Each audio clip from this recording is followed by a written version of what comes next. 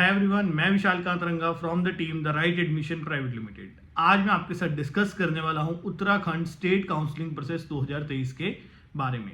इसमें हम जानेंगे कि 2023 के अंदर वहां का काउंसलिंग प्रोसेस कैसा रहा, क्या कट ऑफ रही डिफरेंट कॉलेजेस की, क्या फीस स्ट्रक्चर है उसका, और 2024 में अगर हम उत्तराखंड को कंसीडर कर रहे हैं तो हमें किन बातों का ध्यान रखना है, कितना स्कोर हमारे पास होना चाहिए, क्या बजट प्लानिंग हमें करनी है।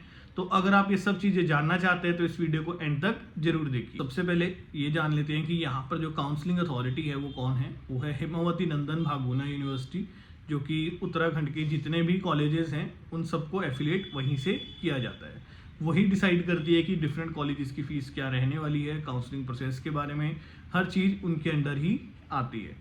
फिर उसके बाद हम अगला पॉइंट डिस्कस कर लेते हैं कि क्या ये एक ओपन स्टेट है या क्लोज स्टेट है। तो ये एक ओपन स्टेट है, यानी कि यहाँ पर जितनी भी प्राइवेट कॉलेजेस की सीट्स हैं उसकी 50% सीट्स ओपन है, किसी भी स्टेट का बच्चा वहाँ पर आकर अप्लाई कर सकता है। अब अगला पॉइंट ये आता है कि यहाँ पर जो काउंसलिंग है वो किस मोड पर होती है, ऑनलाइन मोड पर होती है या ऑफलाइन मोड पर होती है। तो जो पहले 3 राउंड्स हैं, राउंड 1, राउंड 2 एंड राउंड 3, इसको ऑनलाइन कंडक्ट करवाया जाता है। और इसके बाद भी अगर कुछ सीट्स बच जाती हैं तो वो लास्ट राउंड उसको फिजिकली राउंड कंडक्ट कराया जाता है, यानी कि आपको वहाँ पर यूनिवर्सिटी में जाना होता है, वहीं पर सारे कॉलेजेस आए होंगे और वहीं पर आपकी सारी काउंसलिंग कंडक्ट करवाई जाएगी। फिर उसके बाद हम देखते हैं कि यहाँ पर जो फॉर्म्स हैं क्या वो हर राउंड में ओपन होते हैं या पहले राउंड में ही ओपन होंगे। तो यहाँ पे हर राउंड के अंदर आपको फॉर्म फिलिंग का मौका दिया जाएगा। और अगेन मैं आपको बार बार जब भी कोई ऐसी स्टेट का डिस्कस होता है कि जहाँ पर हर राउंड में फॉर्म्स खुल रहे हैं तो आपको कभी भी रिस्क नहीं लेना चाहिए। यानी कि अगर आपकी 2 या 4, 5 जो भी आपकी स्पेसिफिक आपकी बकेट लिस्ट में कॉलेजेस हैं या स्टेट्स हैं, आपको इनके फॉर्म्स खुलते ही फिलअप कर देने चाहिए। सिक्योरिटी डिपॉजिट अमाउंट आप लेटर स्टेज पे भी दे सकते हैं, बट फॉर्म फिल जरूर कर दीजिए। तो अगर आपने फॉर्म फिल किया हुआ है तो आप बेफिक्र है, क्योंकि हो सकता है वो आगे वाले राउंड में अगर ना भी खोलें तो आप सेफ हैं। बट अभी तक वो हर राउंड के अंदर इस फॉर्म को खोलते रहते हैं। बट क्या हो सकता है कि फ्यूचर में वो इस रूल को चेंज कर दें, आपको पता भी ना चले, है ना, वो प्रोस्पेक्टस में भी ना लिखें इस चीज़ को। तो अगर कोई भी स्टेट, कोई भी कॉलेज आपकी बकेट लिस्ट में है, चॉइस लिस्ट में है, तो आपकी स्टेट को फॉर्म को पहले दिन ही फिल कर देना चाहिए जैसे ही वो ओपन होते हैं। देन यहाँ पर जो सिक्योरिटी डिपॉजिट है वो 1 लाख रुपए का आपको पे करना है चॉइस फिलिंग से पहले। तो वो सिक्योरिटी डिपॉजिट रिफंडेबल है अगर आपको कोई भी कॉलेज अलॉट नहीं होता, या मान लीजिए आपको कोई कॉलेज अलॉट हो गया तो वो बाद में आपको रिफंड कर देंगे। बट अगर आप अलॉट होने के बाद, यानी कि राउंड 2 में अगर आपको कोई कॉलेज अलॉट हो जाता है, उसके बाद आप वो कॉलेज छोड़ देते हैं, तो वो आपका जो सिक्योरिटी डिपॉजिट है वो फोरफीट हो जाएगा। फिर हम यहाँ पर डिस्कस करते हैं कि यहाँ पर कौन से प्राइवेट कॉलेजेस हैं। तो यहाँ पर 3 प्राइवेट कॉलेजेस हैं, जिसमें से 2 बहुत ही ज़्यादा बढ़िया कॉलेजेस हैं, हर एक की फेवरेट लिस्ट में आते हैं। जो 3rd कॉलेज है वो ग्रो कर रहा है और वो भी बहुत जल्दी ही आपको बहुत ग्रोथ में मिलेगा, और हर साल उसका एकेडमिक्स अच्छा हो रहा है। पेशेंट इनफ्लो धीरे धीरे मॉडरेटली बढ़ता हुआ जा रहा है, क्योंकि जो उसकी मैनेजमेंट है वो बहुत ज़्यादा एक्सपीरियंस है। तो मैं उन कॉलेजेस के बारे में आपके साथ डिस्कस कर लेता हूँ। सबसे पहले वहाँ पर आ जाता है Himalayan institute of medical science, जिसको हिम्स के नाम से भी जानते हैं और कुछ लोग उसको जॉली ग्रांट भी कहते हैं। तो Himalayan institute of medical science एक बहुत ही बढ़िया कॉलेज है, पेशेंट इनफ्लो के मामले में, एकेडमिक्स के मामले में, है ना, और लोकेशन के मामले में, हर पॉइंट्स पर ये कॉलेज बहुत ही बढ़िया परफॉर्म करता है। इस कॉलेज की अगर हम फीस की बात कर लें तो लगभग आपको 1 CR के आसपास इसकी फीस पड़ जाती है। 1 करोड़ प्लस आपको इसका बजट पड़ जाता है अगर आप इसके सारे खर्चों को ऐड ऑन कर लेते हैं। अगर स्कोर की बात करें तो लास्ट ईयर जो इसका स्कोर था वो था 414, तो 414 का स्कोर था अदर स्टेट के बच्चों के लिए जो यहाँ पर एडमिशन लेना चाहते थे। यानी कि AIQ कोटा से जो यहाँ पर कट ऑफ गई थी वो 414 की गई थी और बजट लगभग 1 करोड़ प्लस का है। बट स्टिल अगर आपका ये बजट है ना, तो आप इस कॉलेज को कंसिडर कर सकते हैं। नॉर्थ के अंदर बहुत ही बढ़िया ऑप्शन है, आपको देता है। उसके बाद यहाँ पे अगला कॉलेज आ जाता है, वो भी बहुत पॉपुलर है, that is Shri Guru Ram Rai medical college SGRR।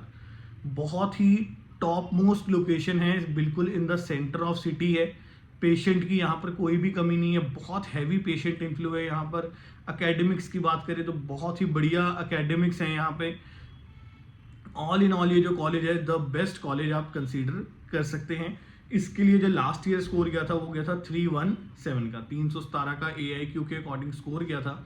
Budget की बात करें तो ये भी लगभग आपको 1 CR के आसपास पड़ जाएगा, यानी कि 90 लाख प्लस इसका बजट आपका जाएगा, सारे खर्चों को मिलाकर, खाना पीना रहना जितने भी आप चीज़ें कंसीडर करते हैं। उसके बाद थर्ड कॉलेज आ जाता है गौतम बुद्धा मेडिकल कॉलेज। ये जो कॉलेज की मैनेजमेंट है, ये सुभारती मेडिकल कॉलेज जो इनका उत्तर प्रदेश में है, वही इसके मालिक हैं, वही इसको मैनेज करते हैं, जिस वजह से उनके वास्ट एक्सपीरियंस की वजह से कॉलेज बहुत ज़्यादा ग्रो कर रहा है, एकेडमिक्स अच्छे हो रहे हैं, लोगों का इंटरेस्ट बन रहा है। थोड़ा लो स्कोर पे अगर वो नॉर्थ इंडिया में ऑप्शन देख रहे हैं तो वो इसको भी कंसीडर करते हैं। तो 231 का स्कोर लास्ट ईयर यहाँ पर गया था। अप्रॉक्सीमेटली 85 लाख प्लस इसका जो आपका बजट यहाँ पर जाएगा, आप 87-90 लाख के बीच में इसका बजट कंसीडर कर सकते हैं। पेशेंट इनफ्लो एक अभी कह सकते हैं कि भाई थोड़ा सा यहाँ पर वर्क करना पड़ेगा। पेशेंट इनफ्लो आ रहा है धीरे धीरे, ज़ीरो नहीं है बट बहुत ऊपर का भी नहीं है। तो patient inflow is growing but academics बहुत अच्छे हैं यहाँ पर, हॉस्टल्स है ना, जो यहाँ की एडमिनिस्ट्रेशन है वो बहुत बढ़िया है। तो आप यहाँ पर ये मान सकते हैं कि अगर आपका लो स्कोर है, ये बजट है आपका, आप घर के नॉर्थ इंडिया के आसपास ही रहना चाहते हैं, तो आप इसको भी कंसीडर कर सकते हैं। लोकेशन में भी कोई प्रॉब्लम नहीं है, location on the national highway है, तो बहुत इजी टू रीच आ जाता है यहाँ पर।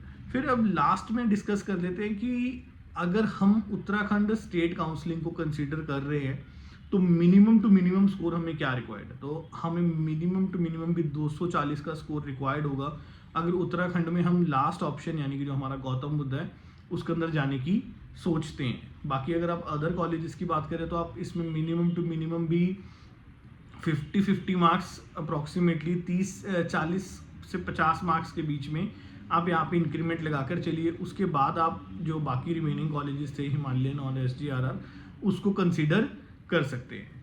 तो बहुत ही पॉपुलर स्टेट है बट बहुत हैवी बजट इसमें इन्वॉल्व है।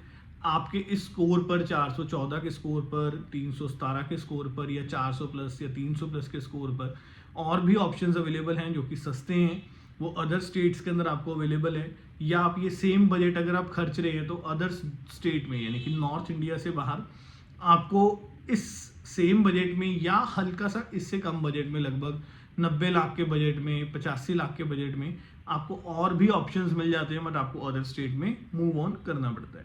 तो अगर आपका ये टारगेट स्टेट है तो आप इन चीज़ों को ध्यान में रखिए, और अगर आपको कोई भी डाउट आता है तो आप हमारे साथ हमारी टीम के थ्रू कनेक्ट कर सकते हैं। Thank you everyone, take care.